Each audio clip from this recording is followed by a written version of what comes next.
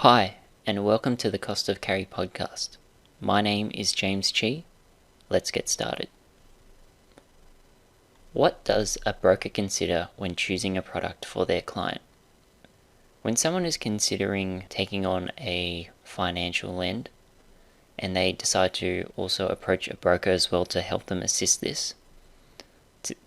them, the broker will provide them with a few documents at the outset. What people can expect to receive are a credit guide, a privacy statement and consent form, as well as a fact find.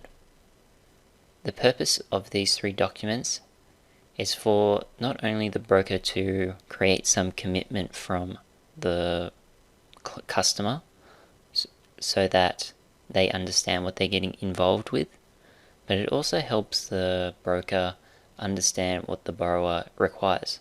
So in this regard, the compliance aspect would be achieved through the credit guide and privacy statement as a minimum. There are other things that can be provided as well. However, these are the standard forms that should be provided. However, the way that the broker finds out what the customer is looking for is through the fact find. Now, this can be done both physically on paper or through digital means, through a CRM. However, if the broker and the customer are face to face and are in the same room and they've agreed to go over some starting information, the fact find can be done here in that meeting. And so the best way for the broker or the customer to respond to the broker's fact find is by providing the information that they have at hand. So that means come prepared with some information regarding what your current financial situation is with your employment and your income, as well as your expenses. These only have to be rough figures, however, they do help in providing the broker with a place to start searching. Following on this, you can provide statements regarding to your credit cards. So what is the limit on your credit cards? How many motor vehicles do you have? Do you have any loans against those motor vehicles? Roughly how much do you have in your savings account and super account? And roughly how much you spend each month. Although they don't have to be accurate at the moment, but they should be provided so that the broker can understand what types of products you can afford, as well as what type of lenders will consider your situation. So say, for example, you tell the broker that you have more than 4 investment properties. Now, that would be relevant to the broker because under most lenders, the customer would be considered a professional investor, and given that circumstance, some loan products won't apply. Similarly, through the fact find, the broker will also understand what type of features the customer would like in their loan. So for example, you can have fixed or variable rate loans. If it's fixed, how long do you want them fixed for? 24 or 36 months? Do you want a P&I or interest-only loan? Do you not want to deal with any lenders in particular? And what are the reasons for that?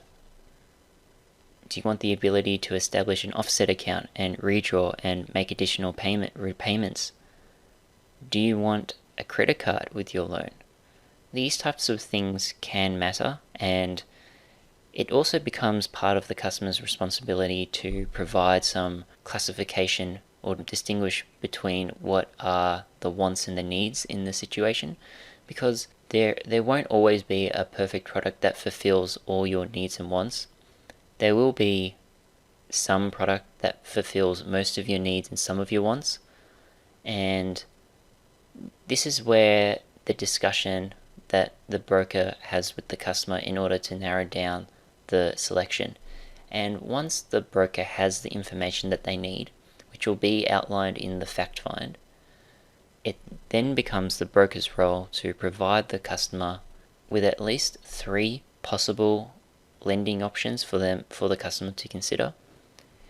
And this allows the customer to not only understand what is and isn't available, but to also understand what they could compromise on in order to find more solutions.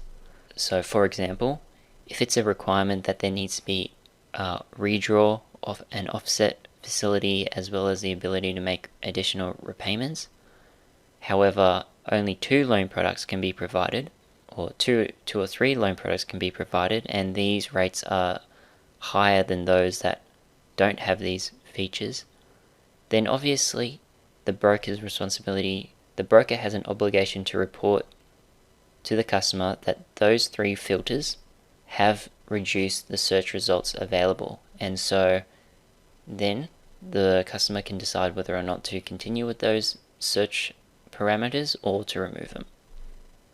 And under a process of refinement as well as discussion and financial analysis of costs and of repayments, will the customer come to a decision about where they want to send their lending to. NCCP, HEMS, regulated and unregulated, compliance and commitments. Now, although that isn't a complete sentence, those 5 points relate to the role of the broker in completing the application for a customer.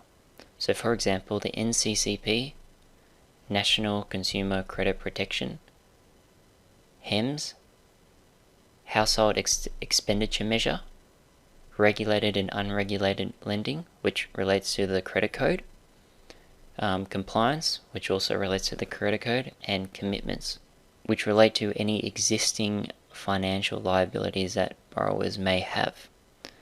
Now, on the topic of HEMS and regulated and unregulated lending, HEMS has been in a point of discussion, confusion, or contention, I suppose, because not all lenders use the same method of HEMS, and brokers don't get access to what the HEMS is for assessment. So if we establish that from the ABS statistics that HEMS is the poverty line, then more often than not, customers will be able to satisfy HEMS for what they spend in a month. And this is typically done by the broker through an analysis of financial bank statements and credit cards, because these provide the records of the inflows and outflows. So there is also the ability to establish the receipt of income as well, which is another requirement of the credit code. And the problem that HEMS poses is that if a deal just scrapes through with the existing HEMS, but then is stress tested further because the assessment isn't convincing enough, then this is where it can become a problem. Now, although most lenders say the net result of servicing needs to be a positive figure, or the ratio needs to be above a certain amount, and that the servicing ratio needs to be a certain times the amount of the debt or the interest, HEMS provides the information on what income is left over that can be used to service the loan. So that means that HEMS will be used to calculate the net income figure, which will be used in servicing. And as I mentioned, because each lender has a different policy of calculating HEMS as well as doing the quantitative assessment, this is where the role of the broker comes in to understand their customers' circumstances so that they can search for a product that best meets the lender's policy. This isn't always available to the customer. However, for the broker, they should have a good understanding of each of their accredited lenders' policies and their products, and this should lead to a successful outcome, because if the broker understands the information that they've received and understands and knows how to apply that to the lender's policy, then the process should go smoothly. Now, for regulated and unregulated lending, this refers to the loan structure and whether or not this is for an individual or a company, or whether it's for personal use or predominantly business use. So those things also come into play. So for example, a broker may have a client that wants to do a equity release on their owner-occupied residential property, However, upon further questioning, the broker discovers that the purpose of the cash that's being released is for support of the customer's business, and it has nothing to do with buying a new property or doing other renovations. So that can become, those details are important in distinguishing where it can fit in the lender's product matrix. Noting down these details becomes a matter of fulfilling a broker's compliance duties as well as their obligations under the NCCP. What are the 5 C's of credit? So the 5 C's of credit are character, capacity, capital, collateral, and conditions. So character refers to the applicant's credit history and behavior and their overall profile. So whether this be their job history, their employment history, anything like that. Capacity refers to the ability, the applicant's ability to service the loan, their debt to income ratio. The capital refers to the amount of money or funds that the applicant has to contribute to the shortfall that may be experienced on the settlement of the loan. Collateral refers to the asset that's being lent against or being used as security for the loan, which in most cases is real estate. Conditions refers to the purpose of the loan, what's being involved, the details that relate to what the lender is going to be offering as well as what the customer requires and what can be catered to. And so brokers who use this framework of 5 C's undertake a process of storytelling because the way lenders will look at the loans is through the elements of the 5 C's. And this is beneficial for the broker and the customer because it allows the credit assessor to get the information quickly and to also know where to ask questions, follow up information, and know where to look if they need further clarification on some statements or some previous activity with their lending. And the reason why this is important is because it prevents any hiccups later down the track when the transaction gets closer to settlement. Ideally, you want to move all the way from application and submission all the way through to unconditional approval as soon as possible and booking in settlement soon after. The reason why the 5 C's framework helps is because it eliminates some of the confusion that both brokers and customers may have in providing the information that the lender requires. So that may take the form of supporting documentation in most instances.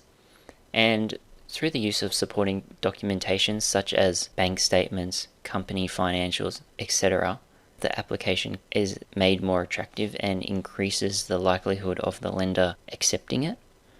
And this isn't to say that all applications will be accepted through the 5 C's framework. However, it helps the lender go through the application. And on that note, that concludes this episode of the Cost of Carry podcast. I hope you all enjoyed it, and I look forward to speaking to you in the next episode. Bye.